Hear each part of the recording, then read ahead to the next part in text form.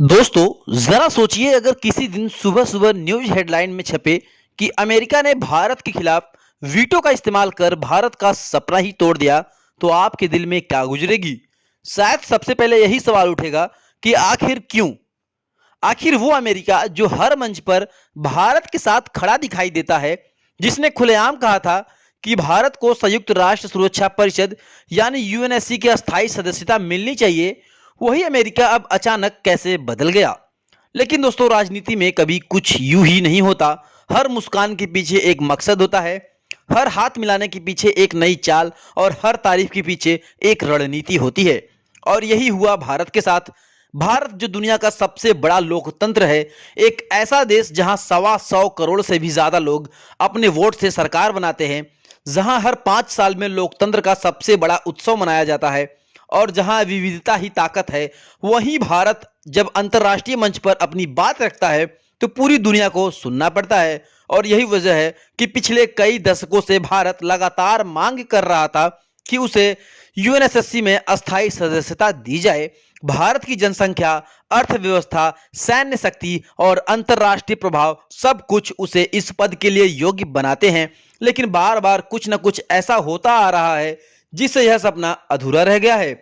हाल ही में जब 146 से ज्यादा देशों ने भारत के समर्थन में खुलकर मतदान किया तो लगा कि अब समय आ गया है। यह सिर्फ भारत की नहीं बल्कि पूरे विश्व की जीत होने वाली थी। न्यूयॉर्क में संयुक्त राष्ट्र की इमारत के गलियारों में भारतीय प्रतिनिधियों के चेहरे पर आत्मविश्वास था। माहौल एकदम से बदल चुका था। सब तरफ यही चर्चा थी कि भारत अब अस्थायी सदस्यता मिलने से कोई रोक नहीं सकता। भारत की ताकत, उसका लोकतंत्र और उसका जिम्मेदार रवैया उसे इस स्थान का असली हकदार बना रहा था दोस्तों। लेकिन तभी वह खबर आई जिसने हर भारतीयों को अंदर से झकझोर दिया। भारत ने, आपको बता दे, अमेरिका ने भारत के ऊपर वीटो लगा दिया। दोस्तों यह सिर्फ एक वीटो नहीं था, यह भारत के विश्वास पर लगा एक गहरा आघात था, क्योंकि यह वही अमेरिका था जो भारत के साथ मंच पर खड़ा होकर दोस्ती की बातें करता है। वही अमेरिका जिसने भारत के प्रधानमंत्री के साथ हाथ मिलाते हुए कहा था कि भारत और अमेरिका दुनिया के भविष्य के दो पहिए हैं। लेकिन जब असली परीक्षा का वक्त आया, जब इतिहास बदलने की घड़ी आई, तब अमेरिका ने अपनी असली चाल चल दी। अमेरिका ने अपनी वीटो शक्ति का इस्तेमाल करते हुए भारत की अस्थायी सदस्यता के रास्ते में बड़ी दीवार खड़ी कर दी। जी हां, अब जरा समझिए कि यह वीटो कितना शक्तिशाली हथियार है। संयुक्त राष्ट्र सुरक्षा परिषद, आपको बता दें, 5 अस्थायी सदस्य हैं, अमेरिका, रूस, चीन, फ्रांस और ब्रिटेन। अगर इनमें से कोई एक भी देश ने ना कह दिया तो आपको बता दें वह प्रस्ताव वहीं पे रुक जाता है। भारत को 4 देशों का समर्थन मिल चुका था। चीन, रूस, फ्रांस और ब्रिटेन सभी ने हामी भर दी थी।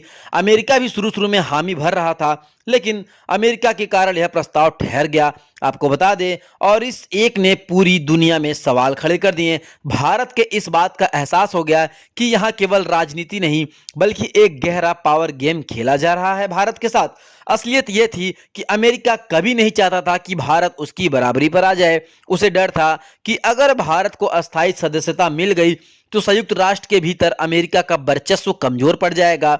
भारत जैसे विशाल लोकतंत्र की उपस्थिति अमेरिका की एक छत्र सत्ता को चुनौती दे सकती थी। और यही वजह थी कि अमेरिका ने मुस्कुराते हुए पीठ पर छुरा घोंपा। लेकिन दोस्तों खेल यहीं पर खत्म नहीं होता। पर्दे के पीछे की कहानी और भी ज्यादा चौंकाने वाली है। यह सारा ड्रामा एक साजिश का हिस्सा था जो अमेरिका ने महीनों पहले रची थी।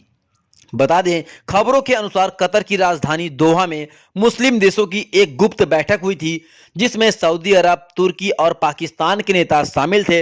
इस बैठक में भारत के खिलाफ रणनीति बनाई जा रही थी। भारत की यूएनएसएससी की अस्थायी सदस्यता को रोकने की इस मीटिंग का मुख्य एजेंडा था। लेकिन यहां हैरानी की बात यह थी कि उसी वक्त अमेरिकी राष्ट्रपति और सऊदी शासकों के बीच गुप्त बातचीत हुई। कुछ ही दिनों बाद पाकिस्तानी अधिकारी भी अमेरिका पहुंचे और वहां भी गुप्त वार्ताएं हुई।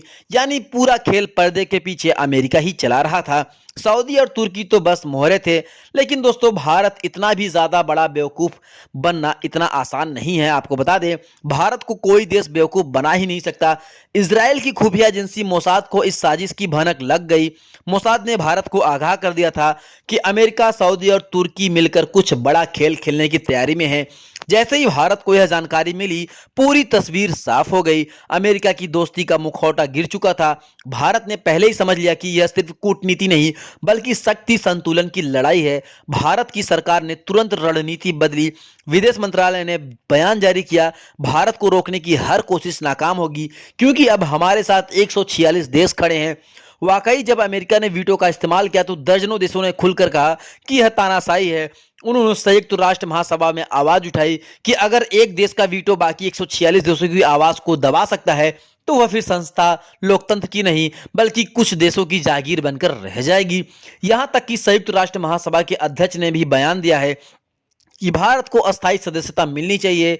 वह न सिर्फ एक देश है, बल्कि लोकतंत्र की आत्मा है। यह बयान अपने आप में ऐतिहासिक था। अब बहस इस बात पर शुरू हो गई कि वीटो पावर के नियमों में बदलाव किया जाए।